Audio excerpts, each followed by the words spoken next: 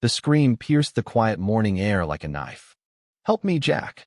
My wife, Sarah, cried out, her voice trembling with fear as three men loomed over her at our front door in a sleepy suburb of Raleigh, North Carolina. It was August 15th, 2024, and these so-called neighborhood watch enforcers were demanding she sign up for their community association. When she refused, the largest of them shoved her hard, sending her crashing to the ground, bruised and shaken. They had no idea who they were dealing with. I'm a 12-year Army veteran, trained in defensive tactics and close-quarters combat. What I did next left all three sprawled on the pavement, the entire block buzzing with shock. But the real twist? This wasn't just a random power trip. It was the climax of a chilling, calculated scheme that had been simmering for years, and I was about to uncover something that would haunt me. It all started a month earlier when I noticed something off about our neighborhood watch. I'm not one to overreact, but after years in the military, you develop a sixth sense for trouble. Our neighborhood watch leader, a woman who called herself Karen Mitchell, was targeting certain homes with petty violations: overgrown lawns, misplaced trash cans, cars parked an inch too far from the curb. At first, it seemed like typical bureaucratic nonsense, but my gut told me there was more to it. Karen drove by our house on Oakwood Lane 3 times a day, morning, noon, and night, like she was on a mission. Her tone shifted whenever Sarah's name came up, and she asked strange, invasive questions about my job, my routines, even what time we turned in for the night. Who asks that kind of thing? I started keeping a record of every odd encounter, every cryptic email, every time I caught her lingering across the street, staring at our house like it held some secret. Sarah thought I was being paranoid at first, but she's sharp as a tack. One night, she leaned over the dinner table, her green eyes narrowing. "Jack, that woman creeps me out. Something's not right." That's when I called my old Army buddy, Mike, who runs a tech shop in downtown Raleigh. Mike's got a limp from an IED blast overseas, but his brain's still razor sharp, and he's the guy you call when you need surveillance gear that works. "Brother," he said, "if you're worried, let's set up some cameras and figure out what's what." Meanwhile, Sarah, who runs the local library, started digging through public records. What she found made my blood run cold. "Jack," she whispered, staring at her laptop, "Karen Mitchell doesn't exist. No records before 2 years ago. No school history. No past addresses. Nothing. She's a ghost." That was the moment I knew we were dealing with something far bigger than a nosy neighbor. People don't just materialize out of nowhere unless they're hiding something serious. We dug deeper, and the picture got uglier. Neighbors mentioned Karen had appeared in Raleigh about a year ago, volunteering at community events, helping with groceries, even spearheading a fundraiser for the local park. Everyone loved her. She was charming, polished, the perfect community leader.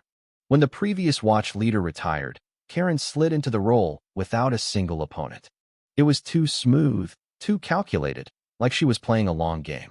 Mike's financial checks only deepened the mystery. Karen had bought her house outright, $200,000 in cash, no loans, no paper trail. Her credit history? It popped up out of thin air 2 years ago, right when she moved to town.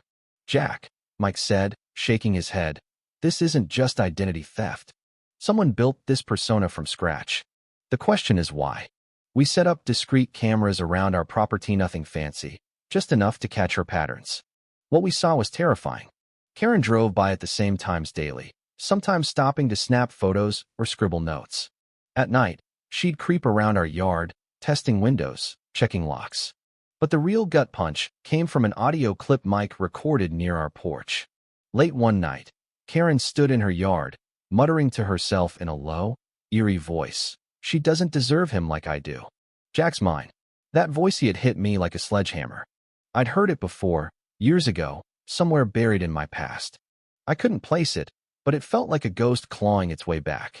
Sarah suggested I dig through old work files for clues. I spent hours in our garage, sifting through dusty boxes of voicemails and emails from my mechanic shop days. Then I found it, a recording from 5 years ago, from a bookkeeper I'd hired named Lisa Harper.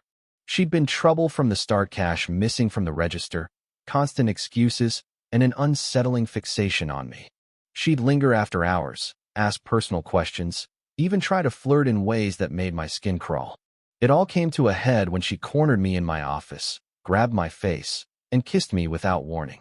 "I know you feel it too, Jack," she'd said, her eyes wild. I fired her on the spot, filed a police report, and thought I'd never see her again. But when I played Lisa's old voicemail next to Karen's muttering, the voices matched perfectly, same cadence, same slight drawl. Karen Mitchell was Lisa Harper, and she'd come back to haunt me. Sarah didn't panic. She got to work. "So, this woman you fired for stealing and harassment reinvents herself, moves to our town, builds a fake identity, and becomes our neighborhood watch leader to stalk us," she said, piecing it together like a detective. It was chilling how methodical Lisa had been saving money, changing her appearance with weight gain, dyed hair, and minor surgery, all to worm her way into our lives. I wanted to call the cops, but my training told me we needed airtight proof. Lisa had spent years building trust in Raleigh. Our word against hers wouldn't cut it. "We gather evidence," I told Sarah, "and expose her to everyone, cops, neighbors, the works." She nodded, her jaw set. "We do this together." We escalated our surveillance, catching Lisa's every move, photos of our windows, notes on our routines, even late-night prowls where she tested our back door. But the worst was a security clip from 2 a.m., showing her standing in her yard, staring at our bedroom window, clutching what looked like a key to our house. How the hell did she get that? My mind raced with the violation of Ither sneaking into our home while we slept.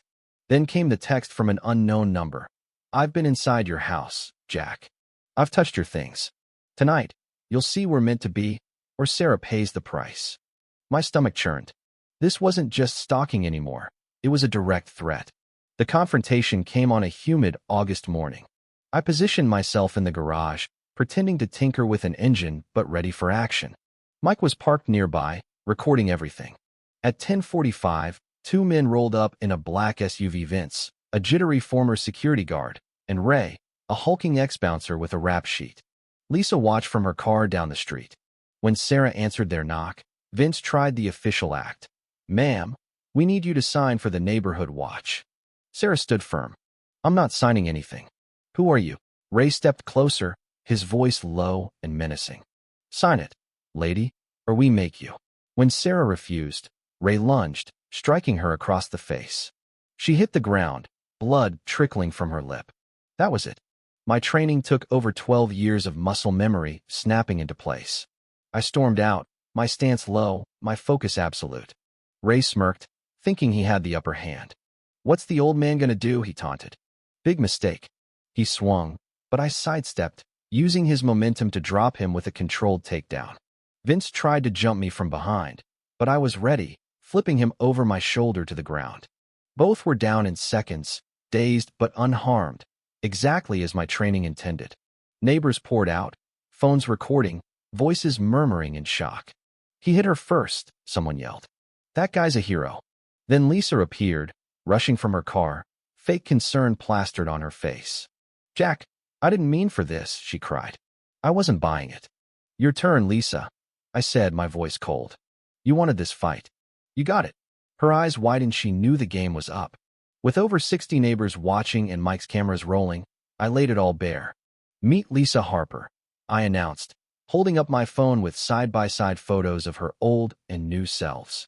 I played the audio comparison, her old voicemails against her recent muttering.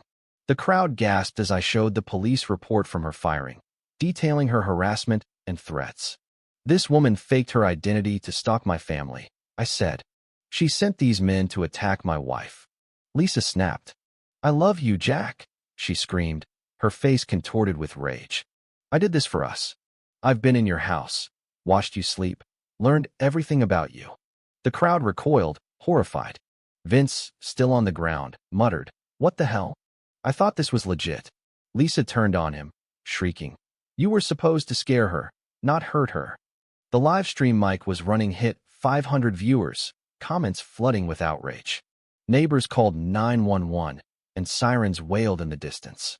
As police cuffed Lisa, she glared at me from the patrol car. "This isn't over, Jack. I'll come back for you." Officers found chilling evidence in her car floor plans of our house, stolen items like Sarah's earrings and my old dog tags, and a timeline of her 18-month plan. The charges piled up: stalking, identity fraud, assault, and more. The viral video of her meltdown sealed her fate, spreading across Raleigh and beyond. Ray got 4 years for assault. Vince, 2 for his role. I faced no charge of self-defense, clear as day. The community rallied around us, dissolving the watch group and forming a new, transparent association. But Lisa's obsession didn't end in prison. 10 months into her sentence, I learned she was writing me hundreds of letters, detailing my life down to the meals I ate. She'd even tried recruiting inmates for a reunion plan, complete with sketches of our house. Then, 20 months after her arrest, she was released early for good behavior. That night, our cameras caught her across the street. Same posture, same build, but not alone. 2 figures loomed behind Hurry and Vince, fresh from their own sentences, their stances screaming revenge. My hand hovered over my phone, ready to call the cops.